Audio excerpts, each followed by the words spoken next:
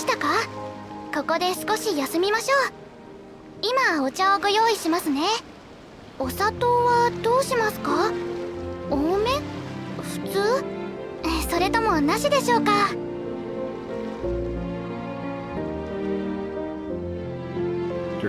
And the fascism was in part a middle-class struggle here in Italy, but it never became a middle-class revolution because it subdued itself to imperialist Fascism was in part a middle-class struggle here in Italy, but it never became a middle-class revolution because it subdued itself to imperialist capital despite keeping a decentralized form of capitalism. Subdued itself to imperialist capital despite keeping a decentralized form of capitalism within the country.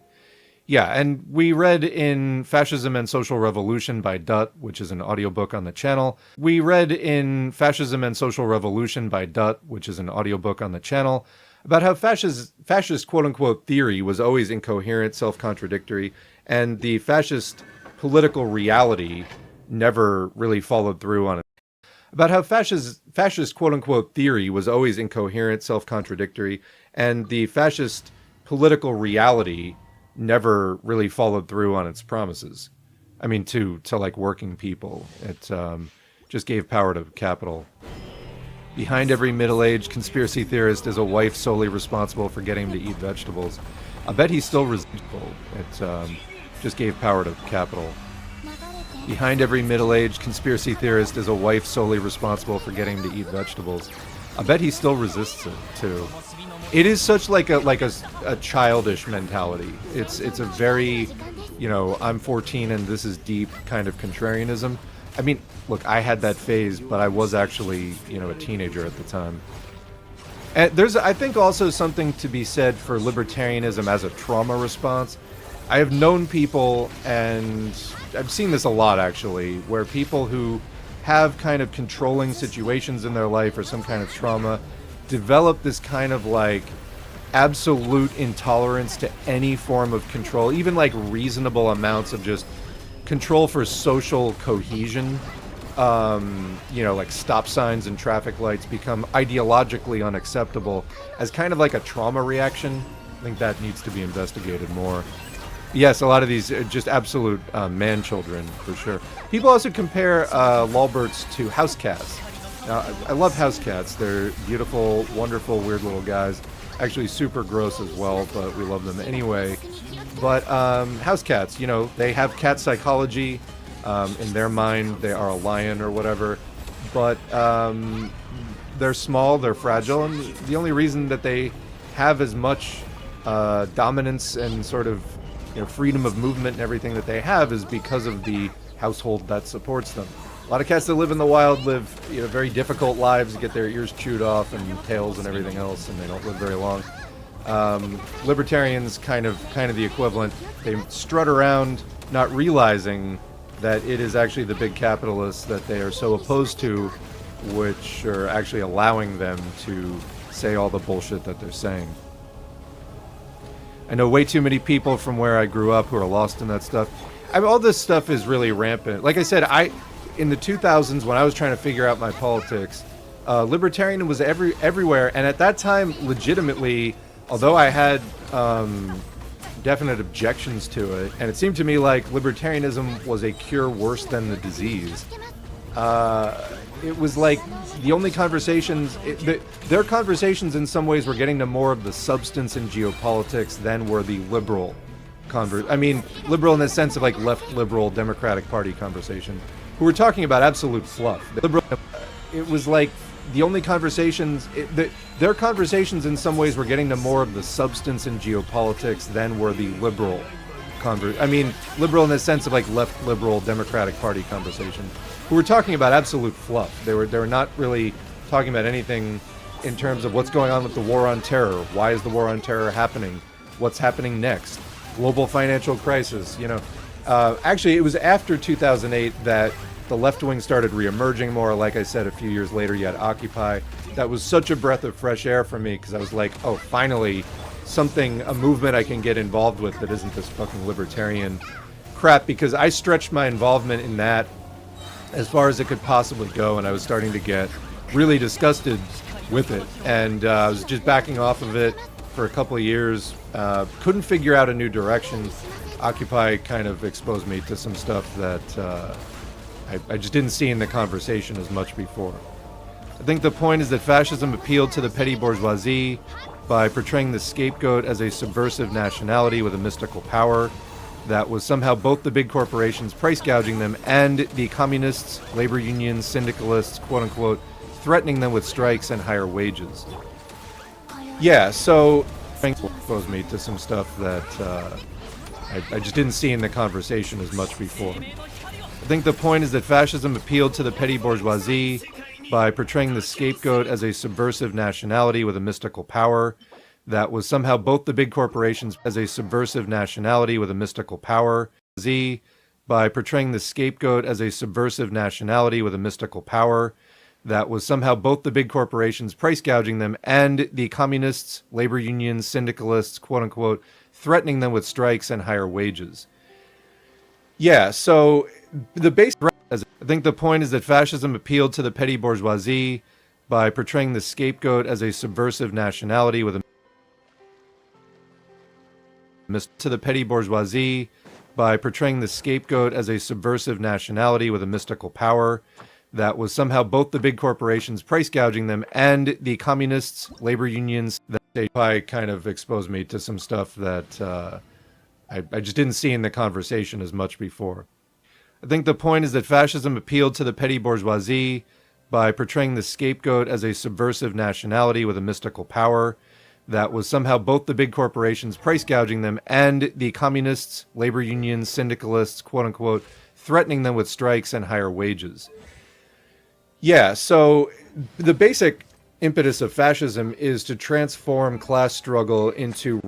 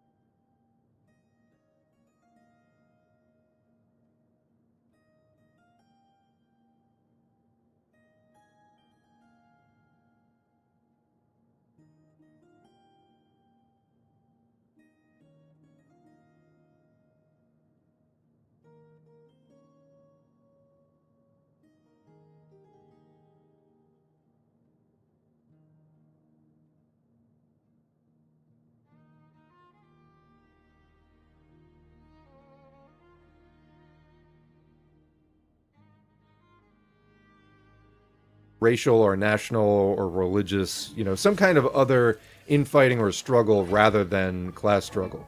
The middle class, small businesses, the position of the middle class or petty bourgeoisie, small business owners, small capitalists, depends contextually on, they can either swing to the big capitalists and support them, as they often do, thinking, well, someday I'll be rich like them, or that basically just that their interests are more similar to the big capitalists than to the workers. Some in the petty bourgeoisie, and I've talked about this in many different audiobooks and other videos, some in the petty bourgeoisie do see their position as being closer to that of a worker. But it really depends on what their consciousness is. The petty bourgeoisie, though, on their own, are not a historically significant class that is capable of really assuming power. The only classes significant enough in a historical sense to rule society are either the capitalist class, because of their ownership of industry, or their immense wealth, in other words, or the working class because of our immense numbers and proximity to the means of production. That middle class, small capitalist thing, they can side with one or the other, but they can't really be independent. Fascism kind of promoted the lie that they could, but really that was the real movement that was big capital hiding behind the mask of the little guy. And libertarianism is just par for the course with that. That's exactly what it is big capital trying to suck people with petty bourgeois, either actual class standing or just petty bourgeois consciousness, like workers who have false that capable of really assuming power. The only classes significant enough in a historical sense to rule society are either the capitalist class, because of their ownership of industry, or their immense wealth, in other words, or the working class because of our immense numbers and proximity to the means of production. That middle class, small capitalist thing, they can side with one or the other, but they can't really be independent. Fascism kind of promoted the lie that they could, but really that was the real movement that was big capital hiding behind the mask of the little guy. And libertarianism is just par for the course with that. That's exactly what it is big capital trying to suck people with petty bourgeois, either actual class standing or just petty bourgeois consciousness, like workers who have false consciousness that they are more petty bourgeois, into supporting total deregulation and everything else, which is of course not really going to benefit them at all. So it's like the petty bourgeoisie, on the one hand, they resent the big capitalists' domination of the economy, and they resent that the big capitalists put people in their stratum out of business, and so they threaten their livelihood that way. But they also resent the workers whom they're trying to exploit to enrich themselves, the workers who are striking, because the workers just want socialism. They want to abolish, business in general, capitalism in general. So the petty bourgeoisie lack the numbers or the wealth to do anything independently as a class. They have to hitch their wagon to one class or the other, and they have differences with both of the classes. So anyway, so the conspiracy stuff comes in at that point as sort of an outlet for them to start fantasizing. They're locked in a very contradictory situation, and so they get wrapped up in all this kind of mystical nonsense because they don't want to accept socialism. They don't want to accept that capitalism is continuing to centralize industry and to consolidate and to socialize labor, and that the last step of that process is actually just socializing the means of production, because that's going to cut out small business, obviously. So, and their dreams of getting rich, becoming part of the big bourgeoisie. So they kind of just resent that capitalism is headed toward communism anyway. Obviously it takes a revolution to cross the threshold, but that capitalism, and so they getting confused about that, they mistake the tendency of capitalism by its nature to consolidate and to socialize production for the capitalists wanting communism, because they don't understand that that's just the logic of the system, that's the nature of how capitalism progresses. The capitalists don't want that. They fight against proletarian revolution. Capitalism is a system mired in contradiction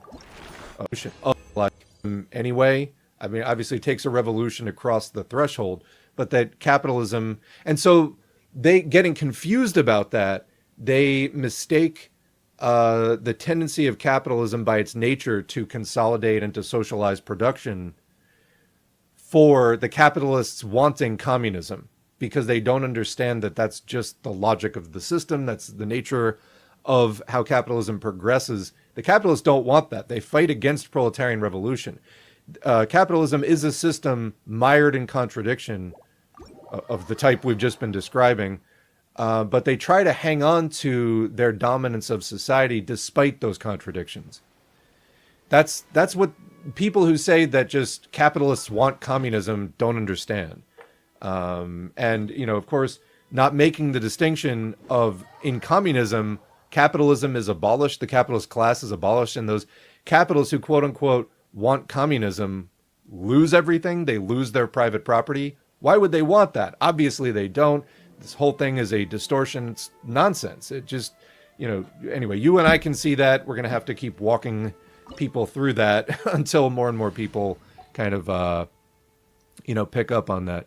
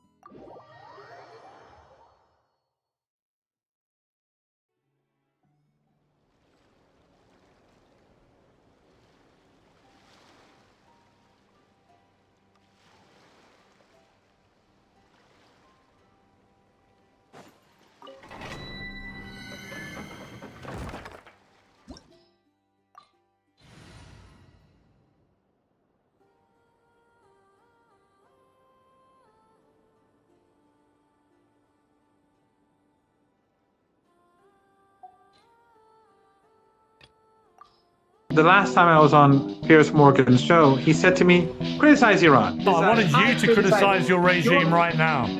No, I'm not going to. My country is being bombed. Yeah. And I'm sitting there actually putting myself at risk for his show.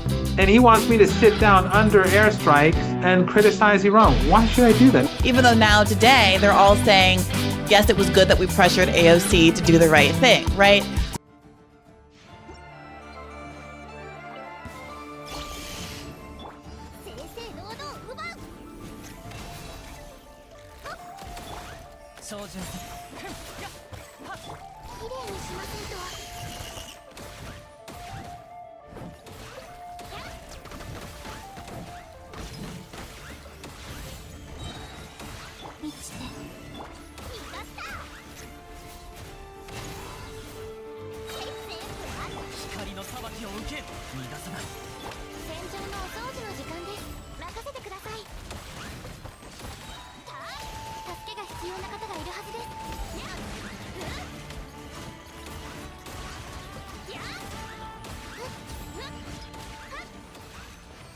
But they'll still...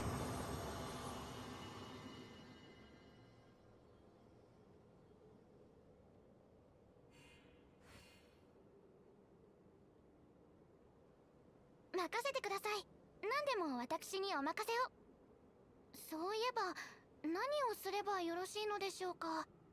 聞いていませんでしたね。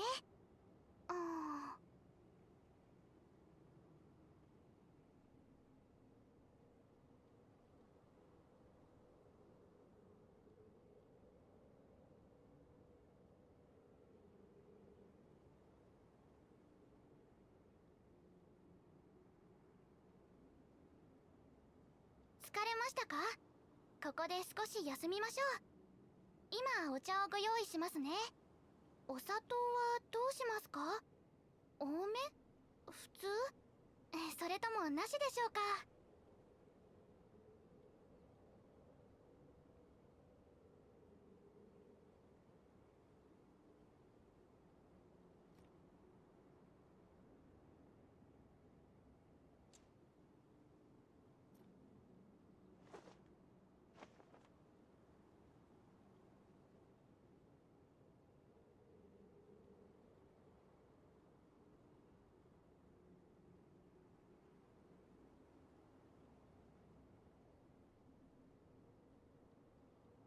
私を必要とされる限り、いつまでもそばでお仕えいたします。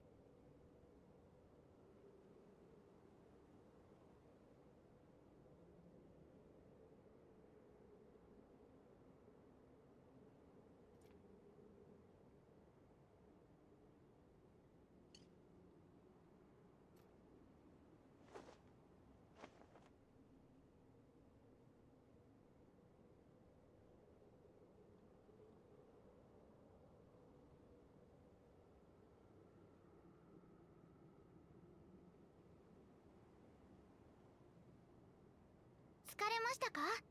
ここで少し休みましょう。今お茶をご用意しますね。お砂糖はどうしますか？多め？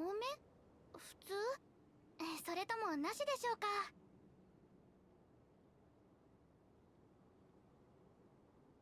Never forgive the likes of Jimmy Dore, but they'll still... Exactly. That lady that is to the right-hand side with the dark hair, Yes, yes. She has threatened to kill me. A lot of people are saying, well, if Iran is the bad guy, then why is it that it is only Iran that's been opposing the genocide? I mean, first of all, death to America there's nothing wrong with it. Death to America means death to the empire. It means death to imperialism. What would happen if we all stopped? I mean, I debate this as well. Do you think we should still be going on Piers Morgan? The problem is that the United States is ignorant of the reality of Iran. It wants to be ignorant. Western media loves its ignorance. It produces narratives on Iran that have nothing to do with reality, or little to do with reality, usually. And even those critical of mainstream media in the West, or Epstein class controlled media, many of them, like on the left, in the West, not in the global South, in the West, the left and liberals and the right, they are all often, they feel obliged to first badmouth Iran and then talk about Iran. I mean, sometimes you have people, I don't know, they have Iranian girlfriends, or their 10th wife is an Iranian, or from the diaspora. Some of them were in governments in Europe. I don't know, they want to be relevant in the mainstream somehow, so they have to badmouth Iran. Iran has to be evil, backward, nasty, evil to women, violate human rights. We're the worst of the worst. And of course, people like me are mouthpieces of the evil regime, and that makes them comfortable in to do what they do. But it causes enormous miscalculation, because they believe their own propaganda, they believe their own narratives, they believe the analysts that they put in positions of power or influence, at least, and they believe their propaganda, and they hire tens of thousands of people in the Iranian diaspora.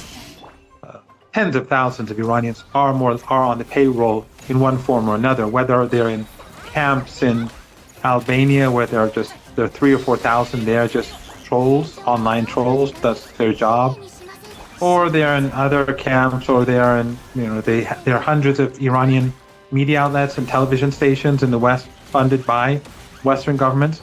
So when you put all these together, they're definitely well over 10, 20,000 people.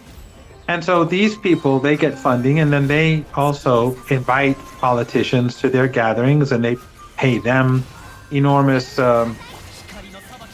honorariums, I guess. I don't know what you could call it. And then they get funding for them. So this narrative that has been built for the last 47 years, and also which is also linked to our Orientalism and the stereotypes of old, this causes them to miscalculate.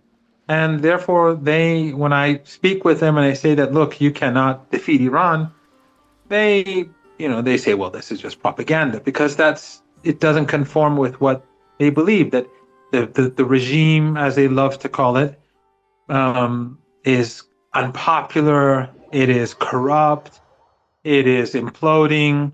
And if you look at the same newspapers in the 1980s that today exist, mostly in an online format, like the New York Times, the Washington Post, and so on, you'll see that the same narrative that we see today existed in the 1980s and the 1990s. All you have to do is if you just put that article here, or the headline, if you move them back and forth, you won't notice the difference. So in the 1990s, they were saying the youth hate the revolution, a second revolution is brewing, the revolution has met a dead end. And I actually did I was invited on a television called Al Mayadeen to do an English monologue, a series of English monologues. And one of them was about these narratives, and how the same thing that they were saying back then, they continue to say now. The youth, they've turned against the revolution. They've been saying that in the 1990s, and again for the last 40 some years. So their understanding of Iran, their narrative of Iran, it has very little to do with reality. So, but they create policies based on those narratives, and then they hit a brick wall. And instead of questioning the narratives, they just say, well, let's do it again and again and again. So they impose maximum pressure sanctions. They carry out armed rebellions. They make people suffer. They launch wars against the country. This is the third war that the United States has helped launch or directly was involved in launching against the country in the last 47 years. In 1980, they supported and encouraged Saddam Hussein to invade. They were allies of Saddam Hussein back then. They gave him chemical weapons to use against us, including me. I survived 2 chemical attacks. No one in the West ever apologized for the chemical attacks, especially the Germans. And yet they speak about human rights and so on. But that's another story. So they failed, but they failed to comprehend the fact that their failure is based upon their lack of understanding. Actually, there's a very good book that's somewhat old that 2 former White House officials wrote, Flint and Hillary Leverett. It's called Going to Tehran. When they wrote this book, actually they were proposing, and I think everyone should read the book, even though it's like a decade old, but it's very much worth reading. I don't agree with everything in it, but these were 2 people who worked in the U.S. National Security Council under Condoleezza Rice. Flint Leverett was the head of the Middle East, so he was an important person, and Hillary Leverett was the head of the Persian Gulf. And they met in the White House. Flint is a Catholic, Hillary a Jew, and they married. They wrote this book. After they left the White House, they wrote this book. Very decent people, very, very good book. And they were attacked and abused by even their own friends. Simply because they were saying, look, Iran is not this nasty, sinister place that you say it is. And the best thing is to move towards rapprochement with Iran. It's not going away. And if analysts had listened, and they were attacked and abused by even their own friends, simply because they were saying, look, Iran is not this nasty, sinister place that you say it is. And the best thing is to move towards rapprochement with Iran. It's not going away. And if analysts had listened to them, through people who worked in the White House, and then we wouldn't be where we are today, and the global economy wouldn't be on the brink of collapse and a global economic depression, probably worse than 1929, if things continue down the road that we're taking right now. Yeah, Professor Marandi, I definitely want to come back to the economic implications, the fallout here. But I want to pick up on what you've started with, which is the sort of the propaganda, the spin that is laundering this war of aggression. I actually just saw a clip from an episode of Piers Morgan that came out today, where I picked up on the fact that there were really 2 main recurring arguments that are made by folks that are put in the kind of difficult position of justifying why a war instigated by the United States is somehow the fault of Iran. One is citing to the number changes, but in this case, I think it was 30,000 alleged protesters that have been killed in the streets of Iran, which provides some justification in the eyes of people who leverage the statistic. And the other is this kind of post hoc rationalization based on the idea that Iran lied about the capacities of its ballistic missiles, a missile going farther than they had advertised, meaning that they must have been lying about everything in the capacity of their nuclear program, and that justifies, therefore, this provocation. Can we actually play a piece of that clip for the professor to hear for himself? It doesn't obscure the fact that it's fundamentally illegal. Under the standards of the Nuremberg trials, aggression is the supreme international crime. Stop just for a second. Can you freeze this?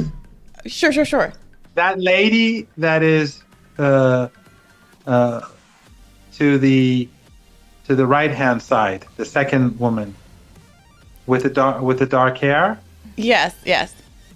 She has threatened to to kill me. And she said the biggest piece of your body will be the tip of your little finger. Oh my God. And but yet after, and she said the biggest piece of your body will be the tip of your little finger.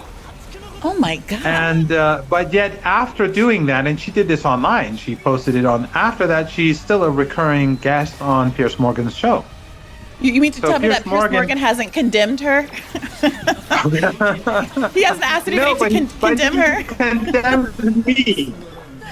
But he condemns me. So he brings on this woman after she threatened to murder me. Not just murder me, she said when we're finished with him or me, the biggest piece of him will be his little finger. So this is, or for example, and sorry, I'm distracting. No, please vent. You, but on X, there's a verified account that has, which was also had paid partnership, and it did fundraising. It was to gather $1 million to have me kidnapped. And of course, after I'm kidnapped, obviously they torture and kill me. Otherwise, and what are they going to do with me after they kidnap me? And X refused to remove it. Like, it was there for 10 days. And then they, later on, after like 10 days or so, they said that they removed the paid partnership, and then I think it went bad for them. They said we went and looked into it, and we saw that I, meaning me, Sayyid Mohammed Manadi, paid for the paid partnership, and so we ended this. I mean, I'm in Iran, I'm sanctioned. We don't have anyway. So the point is, their argument was that you had somehow paid for the hit job kidnapping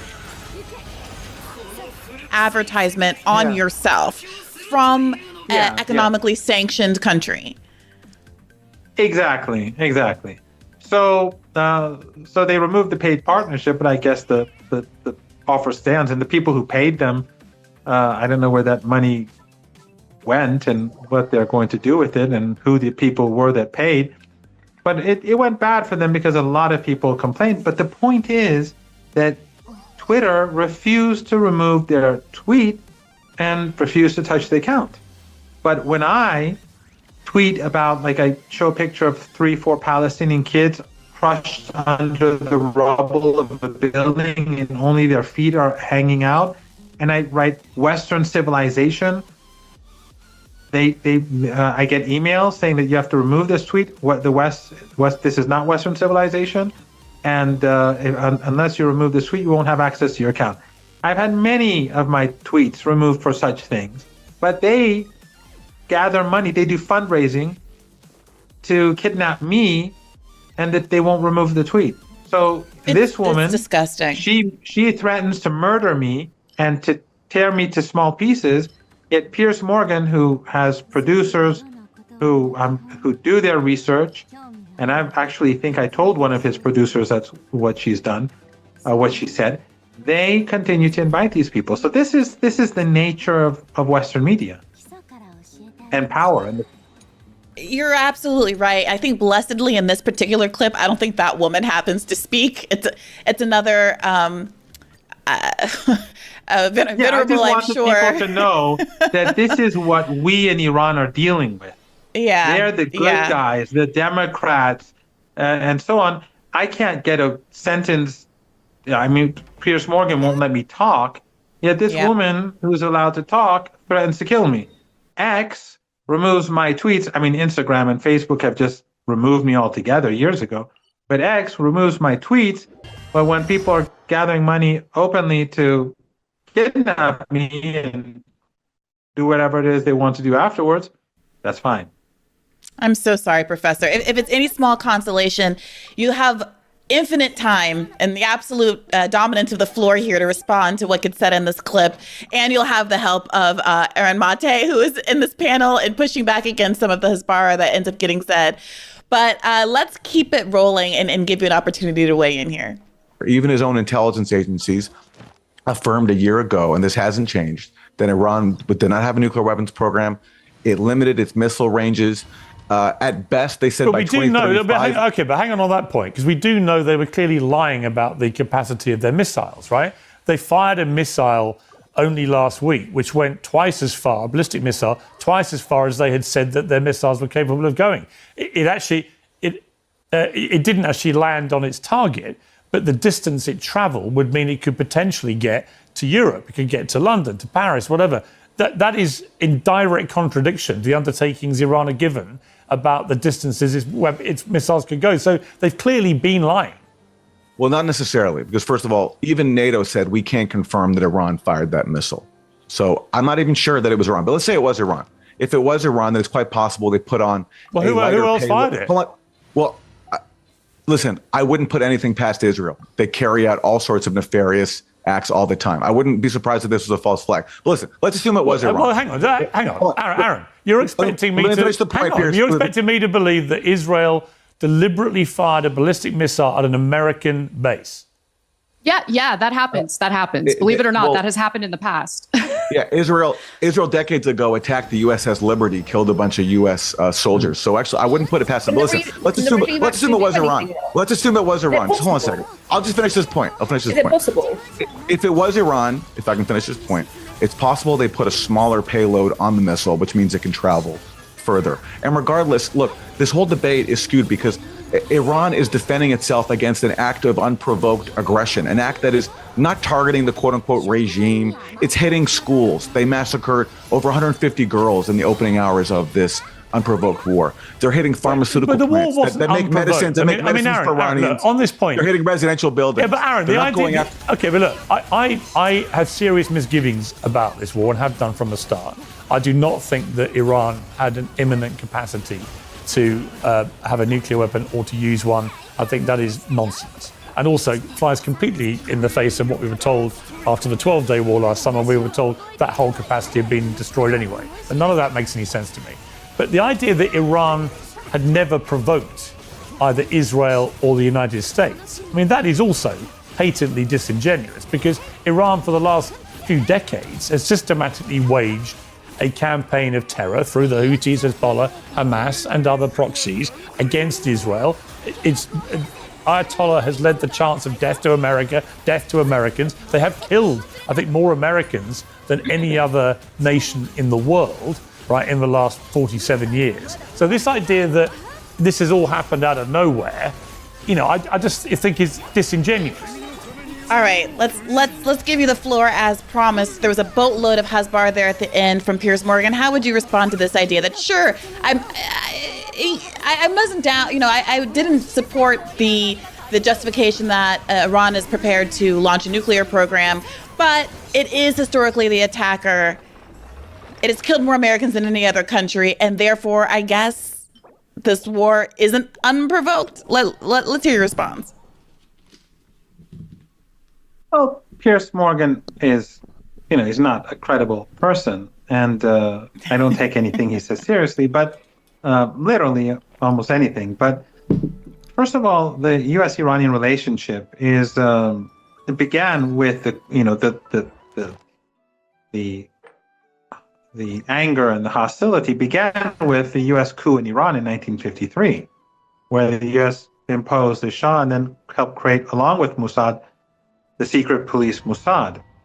And then during the revolution, when the army was gunning people down on the streets, especially after a particular dark event called Black Friday in Tehran, where large numbers of people were massacred, the next day Jimmy Carter called the Shah and gave him his full support.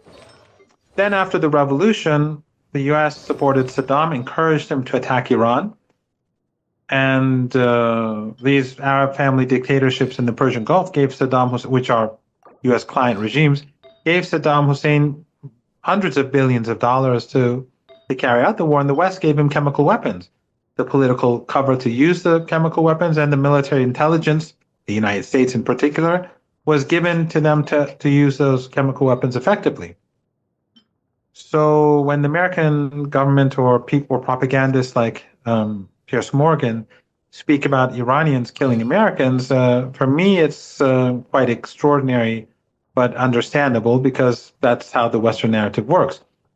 The maximum pressure sanctions on Iran have killed large numbers of Iranians. There was a report recently that came out that said over the past 50 years across the world, U.S. sanctions have killed something like 37 million people. It's a Lancet report. I don't remember the numbers exactly, but it's like an outrageously high number. So all these Iranians have been killed throughout the years, and 3 wars imposed on Iran, and terrorists supported in Iran. 17,000 people were killed by terrorists, just the MEK terrorist group alone. Remember when I said in Albania there are 4,000 people there? That's just one of their camps. They fought for Saddam Hussein against Iran, and they killed 17,000 people in Iran in terrorist attacks. So these are the people who the West supports. So when, I personally think that Piers Morgan is a racist, and for him, an American life is worth 100,000 Iranian lives. I have no doubt about that. I have zero doubt about that. I mean, if you can carpet bomb Tehran, and he'll say, "Well, I have misgivings," but I mean that just shows what sort of person he is. But when he says that they've killed Americans, Iran hasn't killed any Americans. The Americans who died in our part of the world were all a part of an illegal occupation. So, for example, in 1982, when the Israeli regime invaded Beirut and invaded Lebanon and took Beirut, Americans were killed by the resistance to the Israeli regime, because the American forces were taken to Lebanon, and they were part of the occupation. So were the French, and the resistance killed a large number of them. And Ronald Reagan was smart enough to withdraw instead of doubling down. It's an occupation. If Iranian forces go and occupy, I don't know, a neighboring country, and people resist and kill Iranian forces, you can't blame a third party that's sympathetic to the resistance against Iran. You're an occupation. You're an unwanted occupation. In Iraq, when Iraqis fought the U.S. occupation, the Iranians supported the resistance, but the resistance was a popular resistance. People have agency. The Lebanese had agency. The Iraqis had agency. What the United States government and these think tankers and the media, which are all controlled by the same oligarchs, the same Epstein class, the same Zionists and so on at the top, who control everything or most things.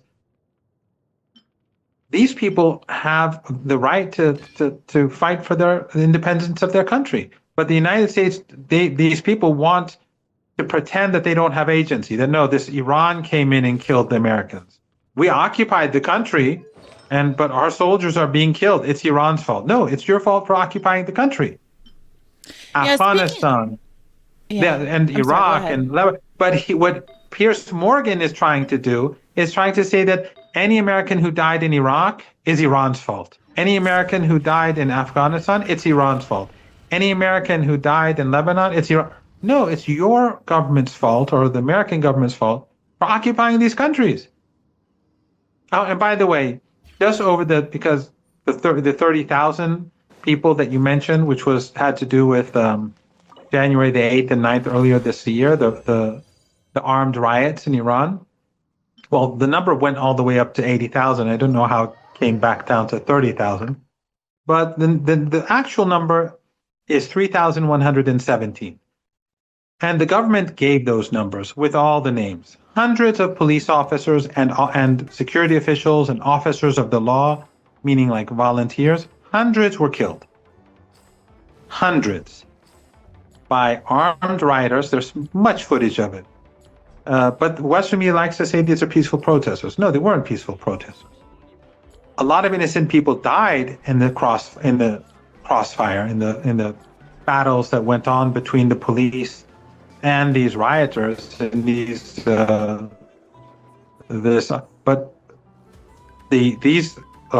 people who carried out the armed riots, they were funded from abroad. They were given weapons from abroad. We're not saying that. I'm not saying that. No one here is saying that. The Israelis are saying it. Channel 14 in Israel did a report which is close to Netanyahu, saying we brought in, or foreign governments, meaning Israel and the CIA, brought in weapons that were used to kill hundreds of police officers.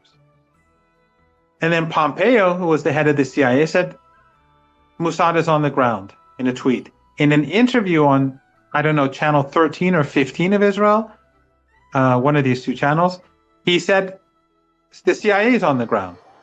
And then you had the Mossad itself saying we're on the ground in a Persian language statement. And we also have all sorts of reports how the Israeli government is disappointed in Mossad because they failed to overthrow the government in Iran. So you had hundreds of police officers killed, or officers of the law, security agents, and all that. In the United States, a woman is in her car. She's turning to the right. They say she wasn't turning to the right fast enough, so when they shot her in the face, it was justified. Because she wasn't turning to the right fast enough, so when they shot her in the face, it was justified.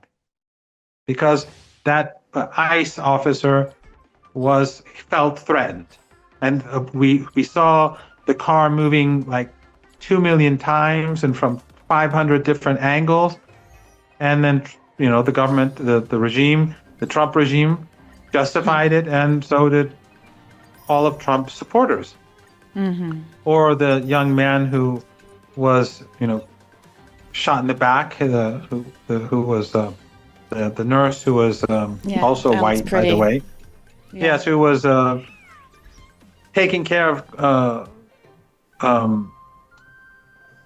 former soldiers and right, and veterans, and then veterans, and he was carrying a gun legally, and the Trump supporters suddenly turned against, and Second Amendment, and the government turned against people apparently who carried weapons.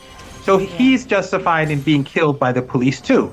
But in Iran, foreign governments they take pride in what they do, and Western media pretends none of this is said. They just say, yes, these peaceful protesters on the street, and the government just guns them down. And the footage shows what they did. They burned hundreds of ambulances, public buses, and fire engines. They they set fire to this big clinic, and a woman nurse burned alive inside. They cut off the heads of some of these police officers. I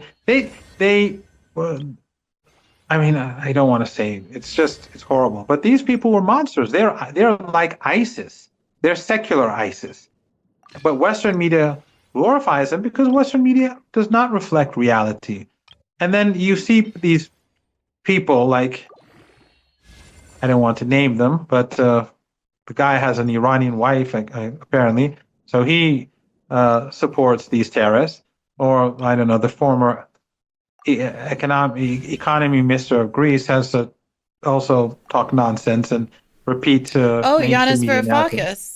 Wait, was the first person we mentioned alluding to, was it? These terrorists.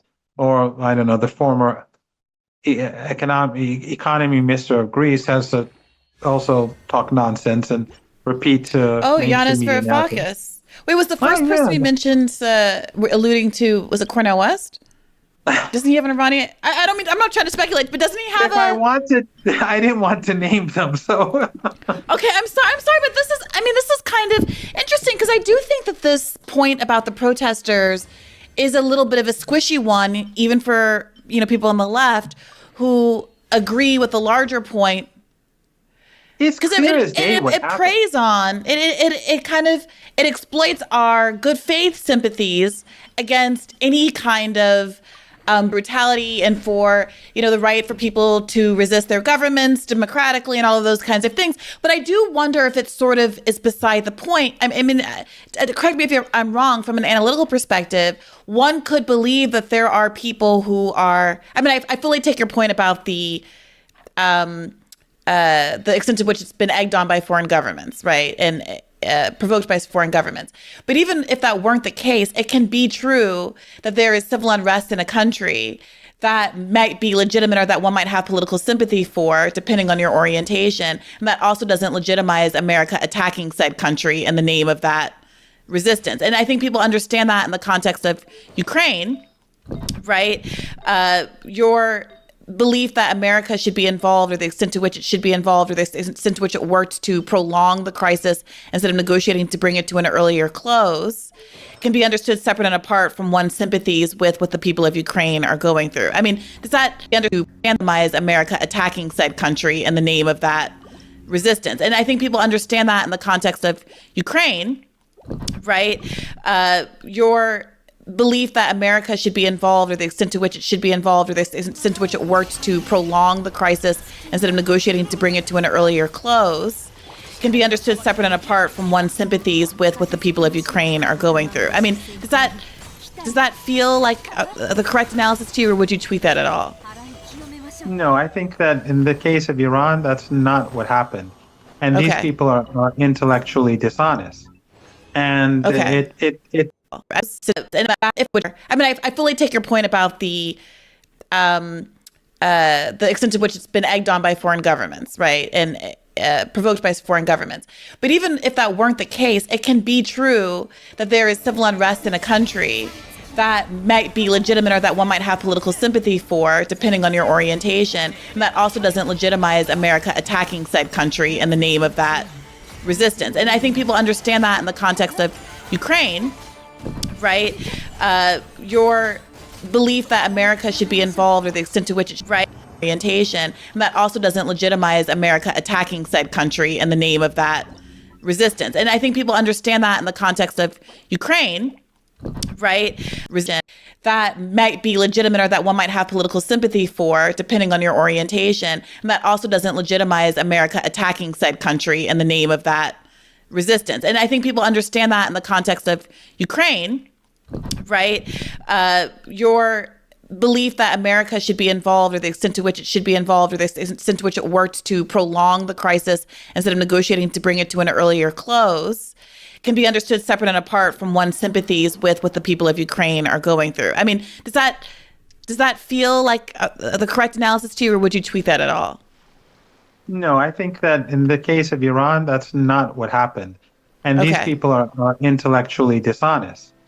And it benefits to be intellectually dishonest. I mean, I remember the anti-war left. I mean, Saddam Hussein invaded my country. I fought as a volunteer. I was gassed twice. I was shot. I have shrapnel wounds. But when the United States wanted to invade Iraq, I was a PhD student in the UK, and I was a part of the anti-war coalition. I went to the rallies because the United States did not have the moral legitimacy to attack Iraq. The Iranian government's position was against it. All these Arab dictatorships which were supporting Saddam, they were hosting U.S. forces to invade. And then Turkey under the Iranian government's position was against it. All these Arab dictatorships which were supporting Saddam, they were hosting U.S. forces to invade. And then Turkey under Erdogan too played a sinister role. Hezbollah in Lebanon was against it. They hated Saddam, but they were against it on based on principle. But when it comes to Iran, the West, the mainstream West, these are mainstream, in my opinion, and also the semi-mainstream, they are completely irrational. Hostility towards Iran began from the beginning of the revolution because they, in their very Orientalist worldview, they cannot imagine a state coming into existence which is critical of the West, which decolonizes the minds of its communities, and it's not Marxism, or it's not based on their ideology. So they rejected it from the beginning. So when it comes to Saddam Hussein, that monster that used chemical weapons extensively, of course, with the support of the West is just as monstrous as Saddam Hussein, but they are willing to go to the street, bring people to the streets. But when war is waged on Iran, no, you don't see that. Or when a dirty war is waged on Syria, it's clear that the CIA is behind it. It's clear you don't see that. Or when Syria when a dirty war is waged on Syria, it's clear that the CIA is behind it. It's clear who's, and Aaron Mate, who you just showed, he's written extensively on this. I mean, and he wasn't, at the beginning, he and Max Blumenthal were actually, they were on the side of these groups. And then they started investigating and they saw that basically what we were saying in Iran and in the region, what we were saying was right, that this was not some, this indigenous uprising with popular support. And there was something very sinister behind it. I mean, obviously there were elements of it, of people, decent people who went to the streets to complain or to protest the government, but that's not the whole story. The real story, the real force behind all this was something else. And now it's clear. You see the leader of Al-Qaeda, the guy who was bombing and slaughtering people in Baghdad as a leading member of ISIS, and then who became the head of Al-Qaeda, because ISIS and Al-Qaeda were the same. They split later on. But anyway, he became the leader of Al-Qaeda in Syria and the representative of ISIS. It was the Islamic State of Iraq. They sent him to Syria to lead the rebellion there. And so this guy is now in charge, and he's the representative. People were supporting him in the left in the United States alongside the mainstream media. One reason is because he's here to lead the rebellion there. And so this guy is now in charge, and he's the representative. People were supporting him in the left in the United States alongside the mainstream media. One reason is because they said Iran is behind Syria. You get what I'm saying? So Iran is this evil that no one can ever imagine that they're the good guys. Hey YouTube, thanks for watching.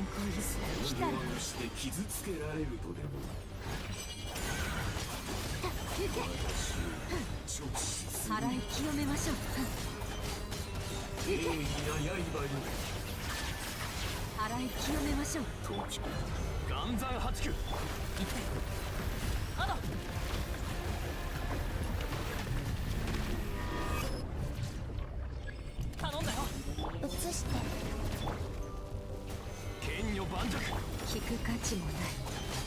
さはは行け。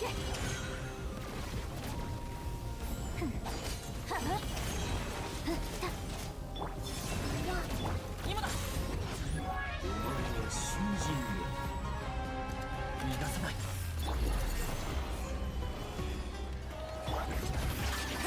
流れて。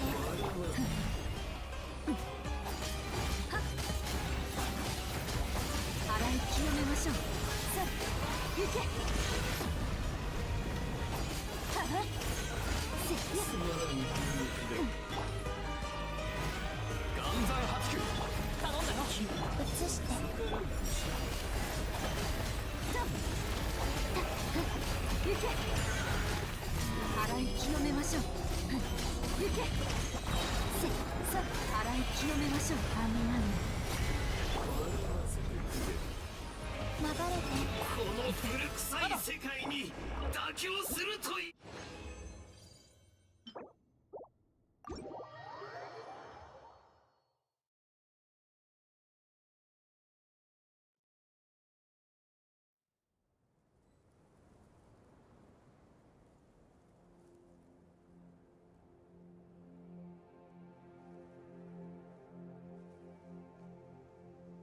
いざ。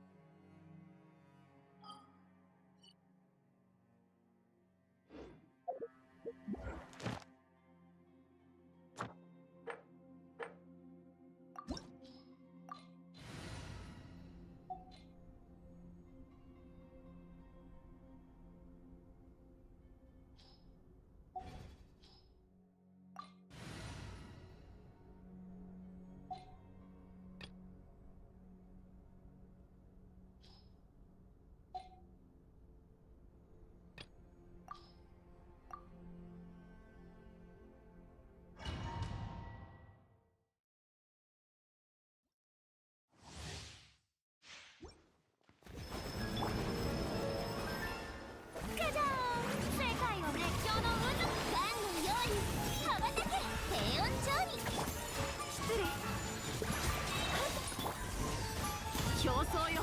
決取った。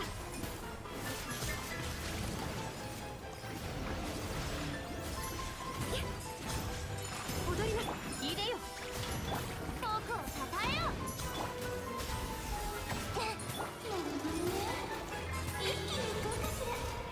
雪を前へ。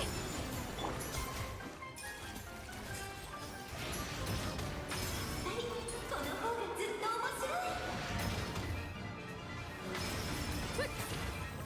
お披露目だ。食前系一緒じゃないか。命ずる天心直送。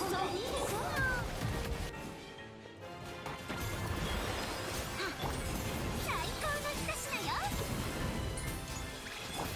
雪を前へ。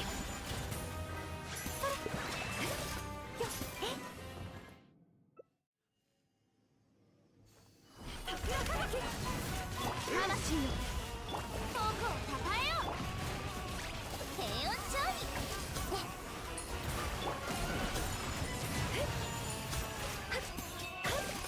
命ずる競争よ。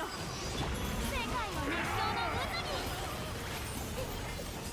目の下も満足させてあげる。取った。世の力を見せてやる。拷問が小さすぎるわ。律令に従え。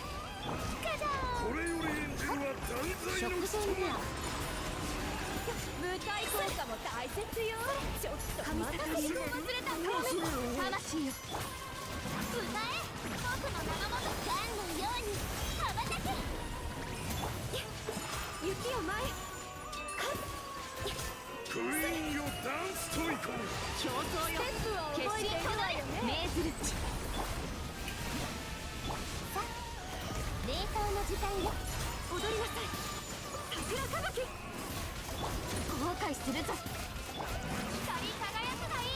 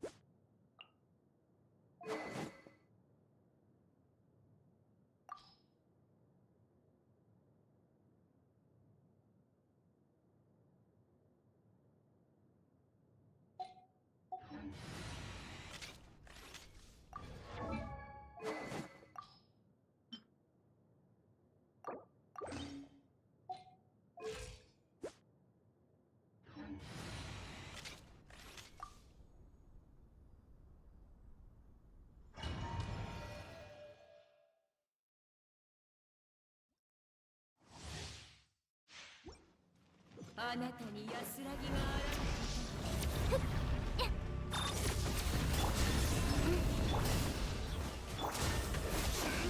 暗闇は怖いですか？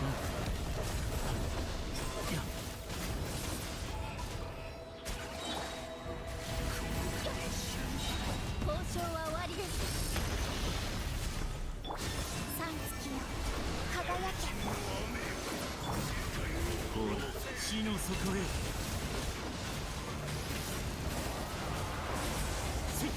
夜ですね。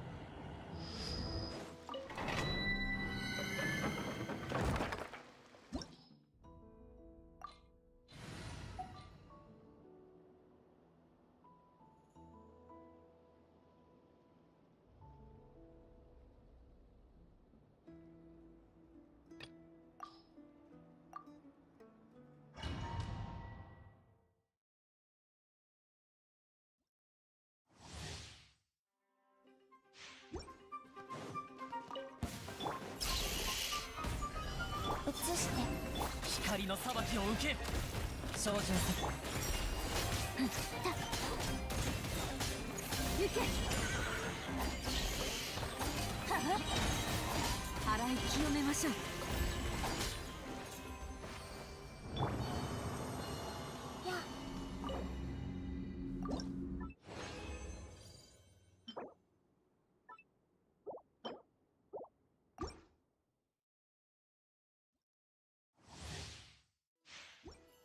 流れて火炎月を黎明の光を。剣女盤石。片付けましょう。価格守るし先行よ来たれ。行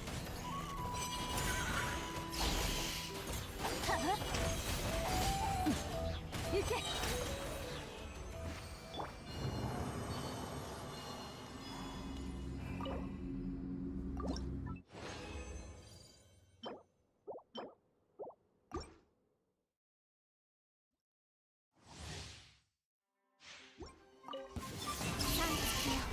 輝け。灯火のもとに陰りなし。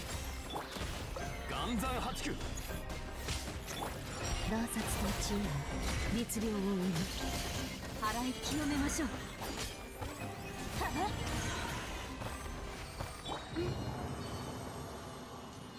や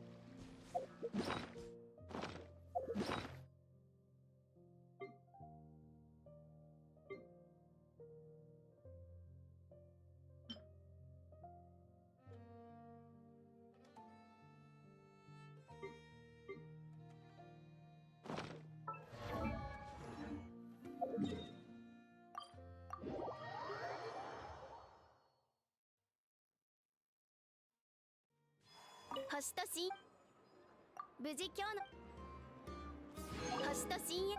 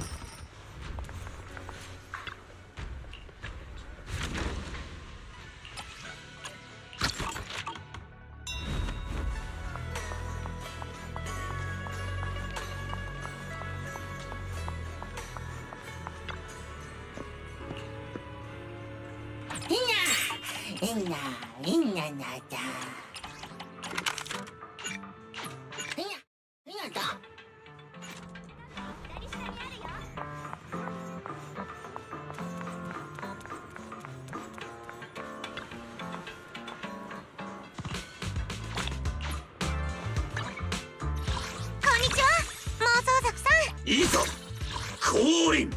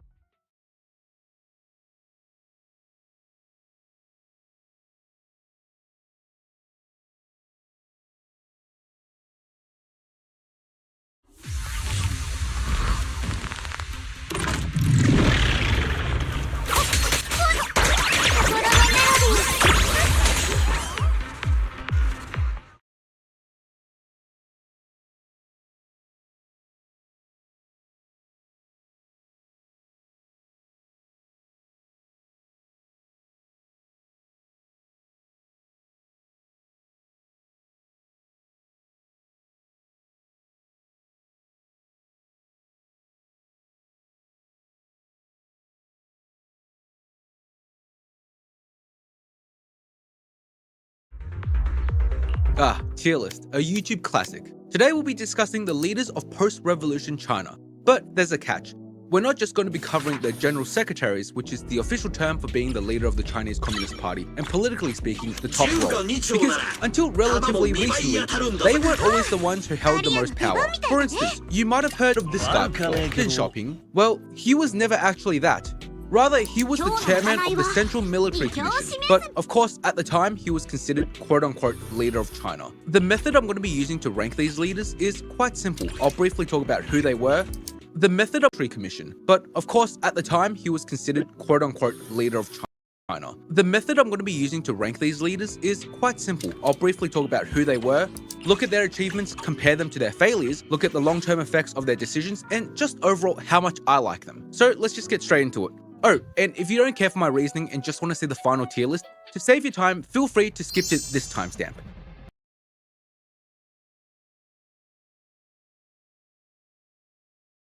History. I'd put him at the top of A tier. And so this is the final tier list.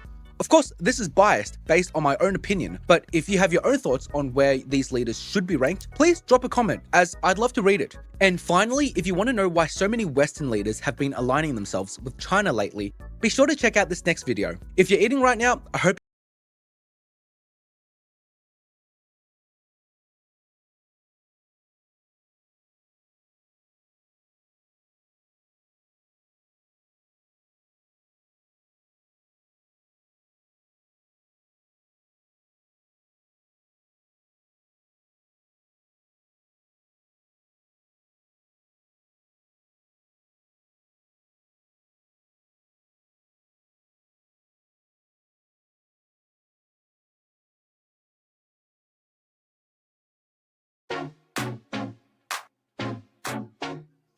Deng Xiaoping is perhaps the most consequential leader of the 20th century after Mao, and is the reason China is as modernized as they are today. This is because after essentially taking power in 1978, he launched the reform and opening up policy, something that is way too long to talk about in depth for this video, so in short, he shifted the nation from a rigid planned economy, which is what Mao had envisioned, and is still low-key North Korea today, to a socialist market economy, which is the one China is now. He also undid the damage caused by Mao during the Great Leap Forward by introducing the household responsibility system, dismantling collective farming and returning land management to individual families. Crucially, this allowed farmers to sell their surplus. Thus, agriculture output surged almost immediately. Then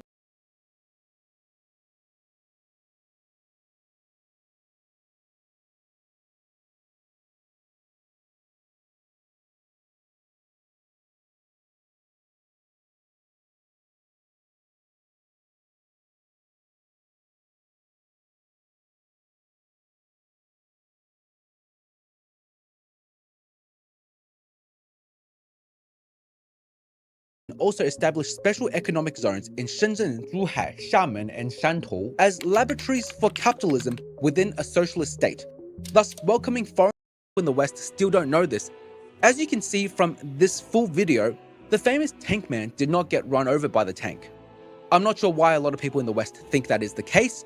Perhaps it's some sort of Mandela effect. Secondly, his reforms. Whilst widely successful for the majority, it wasn't perfect. It dismantled the Maoist social safety net, so healthcare, housing, and education were increasingly commodified, leaving the rural minority populations vulnerable. Lastly, whilst not seen as a failure at the time, in hindsight, the lasting long-term domino effect of his one-child policy may just lead to the complete downfall of modern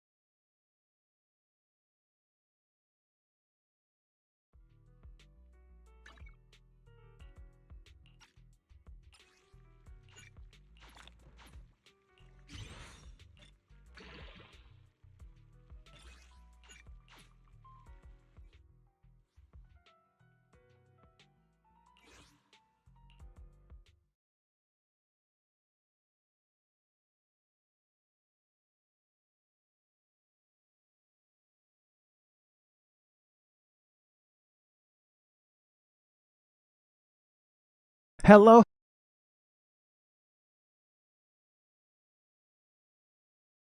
Definition is the belief that a Jewish ethno-state should exist in the Jewish people's ancestral homeland of Palestine.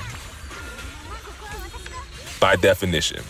The Jewish people's ancestral homeland of Palestine. So that's why I address him as a Zionist, right? No one is ever going to use a phrase like that without being a Zionist. The Jewish people's ancestral homeland?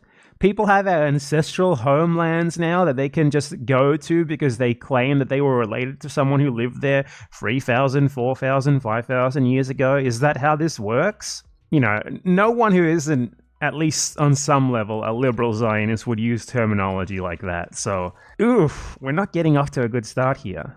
So if you ask the vast majority of Jews all across the diaspora, the vast majority of them are going to agree with that statement. Okay, so that would make them Jewish supremacists.